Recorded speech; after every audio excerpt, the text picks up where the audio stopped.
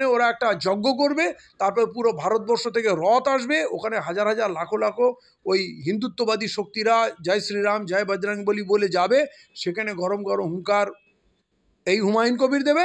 তারপরে দেখবেন ওই রথের মধ্যেই ওই হিন্দুদের ওই শোভাযাত্রার মধ্যে কেউ ইটপাটকেল চালিয়ে দেবে।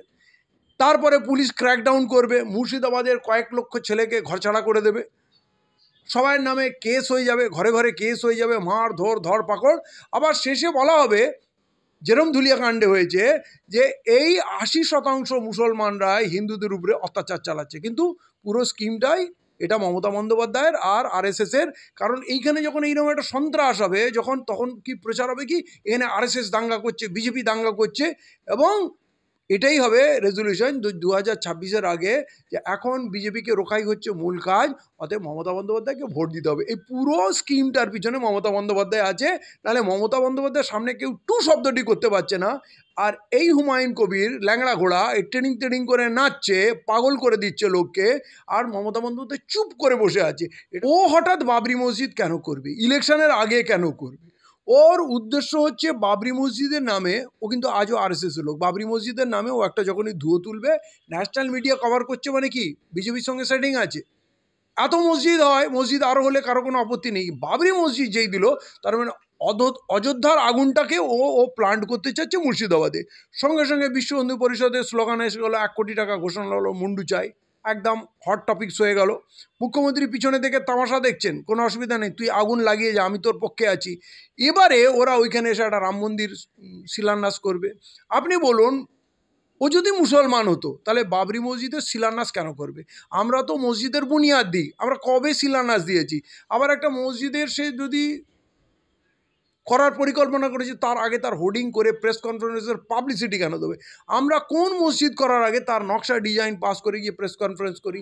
এখন ওইখানে ওরা এসে বলবে এখানে আমরা রাম মন্দির করব, তার জন্য ও বাপের বেটা, ও বীর, ও প্রচণ্ড সাহসী, ও তৃণমূলের বিরুদ্ধেও কথা বলতে পারে, মুখ্যমন্ত্রীর বিরুদ্ধেও কথা বলতে পারে, এটাই তো। তাহলে মুখ্যমন্ত্রী যদি গ্যারেন্টি নেন যে তুই এইসব কথা বলে তুই হিট হয়ে যা, তুই সুপারম্যান হয়ে যা। আজকে ও একসময় বলেছিল দল বড় নয়, জাত বড়। আবার কখনো অভিষেকের সঙ্গে মিটিং করে বাইরে বলেছে নো কমেন্টস, এখন আমার কারোর বিরুদ্ধে কিছু বলার নেই। কদিন আগে বলল আমি দল ঘোষণা করছি, আর কোনো ভাবার ব্যাপার নেই। তারপরে আবার বলল একমাত্র দিদি যদি ডাকে, আমার সঙ্গে যদি সেটেল করে, ভালো অফার দেয়, তাহলে আমি পিছু উঠবো, নাহলে নয়।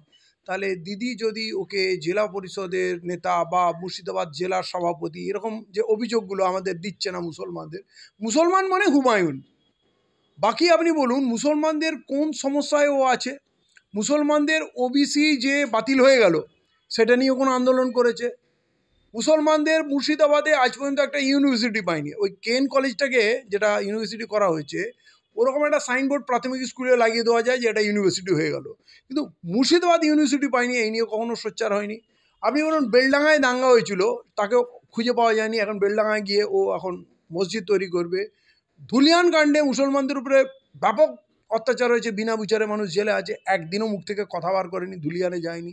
এখন লালগোলা থানা মুসলমানদের ঘরে ঢুকে ঢুকে দরজা ভেঙে আফিম চারাস গাঁজা প্লান্ট করছে, কোথাও টাকা পয়সা লুট করছে, কোথাও ব্ল্যাকমেল করছে, ওখানে ওকে পাশে পাওয়া যায়নি। তাহলে মুসলমানদের কোনো অন্যায়ে কোনো বিপদে কখনোই হুমায়ুন কবিরকে পাওয়া যায়নি, বিজেপি করেছে। আমি তো ওকে আরএসএসের লোক বলি, ও নামাজও পড়ে না, ও একটা ক্রিমিনাল প্রকৃত। একসময় কংগ্রেস করতো, তারপরে সুবিধা বুঝে বিজেপিতে গেল, আবার তৃণমূলে আছে, আবার বলবে নতুন দল। ও কি মুসলমান? ও হঠাৎ বাবরি মসজিদ কেন করবে, ইলেকশনের আগে কেন করবে? ওর উদ্দেশ্য হচ্ছে বাবরি মসজিদের নামে, ও কিন্তু আজও আরএসএস লোক, বাবরি মসজিদের নামে ও একটা যখনই ধুয়ো তুলবে, ন্যাশনাল মিডিয়া কভার করছে, মানে কি বিজেপির সঙ্গে সেটিং আছে। এত মসজিদ হয়, মসজিদ আরও হলে কারো কোনো আপত্তি নেই, বাবরি মসজিদ যেই দিল, তার মানে অযোধ্যার আগুনটাকে ও প্লান্ট করতে চাচ্ছে মুর্শিদাবাদে।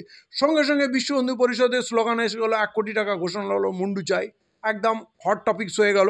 মুখ্যমন্ত্রী পিছনে থেকে তামাশা দেখছেন, কোনো অসুবিধা নেই, তুই আগুন লাগিয়ে যা, আমি তোর পক্ষে আছি।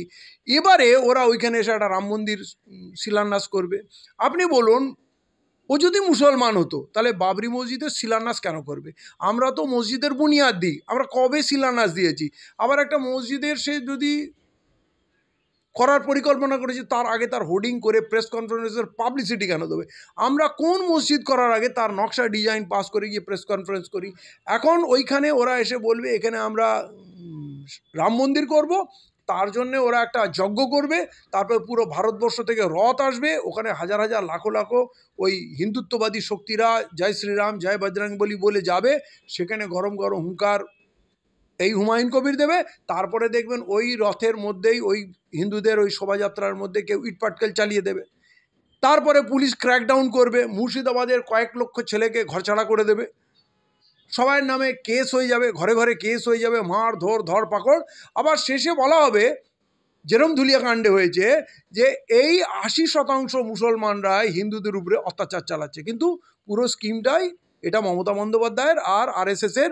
কারণ এইখানে যখন এইরকম একটা সন্ত্রাস হবে, তখন কি প্রচার হবে কি এখানে আরএসএস দাঙ্গা করছে, বিজেপি দাঙ্গা করছে, এবং এটাই হবে রেজলিউশন 2026-এর আগে, যে এখন বিজেপিকে রোখাই হচ্ছে মূল কাজ, অতএব মমতা বন্দ্যোপাধ্যায়কে ভোট দিতে হবে। এই পুরো স্কিমটার পিছনে মমতা বন্দ্যোপাধ্যায় আছে, নাহলে মমতা বন্দ্যোপাধ্যায়ের সামনে কেউ টু শব্দটি করতে পারছে না। আর এই হুমায়ুন কবির ল্যাংড়া ঘোড়া এই ট্রেনিং করে নাচছে, পাগল করে দিচ্ছে লোককে, আর মমতা বন্দ্যোপাধ্যায় চুপ করে বসে আছে। এটা মমতা বন্দ্যোপাধ্যায়ের অনুপ্রেরণায় হচ্ছে, মমতা বন্দ্যোপাধ্যায়ের প্ল্যান, মুসলমানদের মানে মুর্শিদাবাদকে ধ্বংস করার একটা চক্রান্ত। ওদিকে ধুলিয়ানে আতঙ্ক ছড়িয়েছে, লালগোলায় আতঙ্ক চলছে, এবারে বহরমপুর বেলডাঙ্গা এই অঞ্চলে করবে। আসলে এই লেবারের দেশ এখন ডাক্তার ইঞ্জিনিয়ারের দেশ হতে চলেছে, এখানে প্রচুর স্কুল হচ্ছে, এরপর কলেজ ইউনিভার্সিটি হবে। এরা এত প্রতিকূলতার মধ্যে এই মেয়েরা বিড়ি বেঁধেছে আর ছেলেরা লেবার কেটেছে, তাদের ছেলেরা ডাক্তার ইঞ্জিনিয়ার হচ্ছে, পুরো রাজ্যকে হার মানাচ্ছে মুর্শিদাবাদ। এইটা শ্রীমতী মমতা বন্দ্যোপাধ্যায়, বিশ্ব হিন্দু পরিষদ, আরএসএস মার্কা কোনো চিন্তাভাবনার লোক সহ্য করতে পারছে না। অতএব যেন তেন প্রকারে মুর্শিদাবাদকে ধ্বংস করতে হবে, তারই একটা মাস্টার প্ল্যান হচ্ছে এই বাবরি মসজিদের স্কিম। আমি হিন্দু মুসলমান সবাইকে বলবো, এই চিটিংবাজ হুমায়ুন কবিরের পিছনে পড়বেন না, ভাঁওতাবাজ। আমরা শুনেছি ওইখানে যে জমিটা করবে বলছে তার মালিক বলছে এটা আমার জমি, আমি করতে দেবো না। ও নাকি বহু মসজিদে টাকা দেবো বলে চিটিংবাজি করে পালিয়ে গেছে, কোথাও টাকা দেয়নি, আর ও কোনো মসজিদ করার লোকই না। ঠিক আছে, এই মসজিদের আমার দরকার নেই, আমাদের মসজিদ আরও অনেক আছে।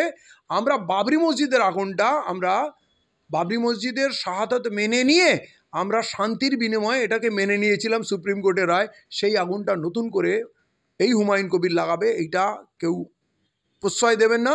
এবং বিশেষ করে রাজ্যের দলিত মুসলিম সমস্ত মানুষকে, এবং মুর্শিদাবাদের বিশেষ করে মুসলিমরা যারা পাগল হচ্ছেন এই বাবরি মসজিদ নিয়ে, এটা বাবরি মসজিদ নয়। বাবরি মসজিদ করলে, বাবরি মসজিদ যেখানে ধ্বংস হয়েছে ওই জমিতেই করতে হবে, আজ না হলে 100 বছর পর করতে হবে, তাতে আমার সমর্থন থাকলো। কারণ অবৈধভাবে আমাদের মসজিদ ভাঙা হয়েছিল, এবং ওই সুপ্রিম কোর্টের অবৈধ রায়কেও মানি না। অতএব কেউ যদি কোনোদিন বাপের বেটা হয়ে সত্যি করে ওই স্পটেই দাঁড়িয়ে যদি বাবরি মসজিদ বানায়, তাকে সমর্থন দেবো, যে চলো ভুল সংশোধন করবে ভারতবর্ষ। ভারতের সংবিধানে প্রতিটা ধর্মীয় স্থানের সুরক্ষার তো গ্যারান্টি দেওয়া হয়েছে না, তাহলে আমি ওই দাবিটা মেনে নিতে পারি, কিন্তু এইটাকে কোনোভাবেই মানব না। হুমায়ুন কবির বলছেন যে আমরা 37% ছিলাম, মসজিদ হওয়ার পর আমরা 40% করব। কিভাবে হবে?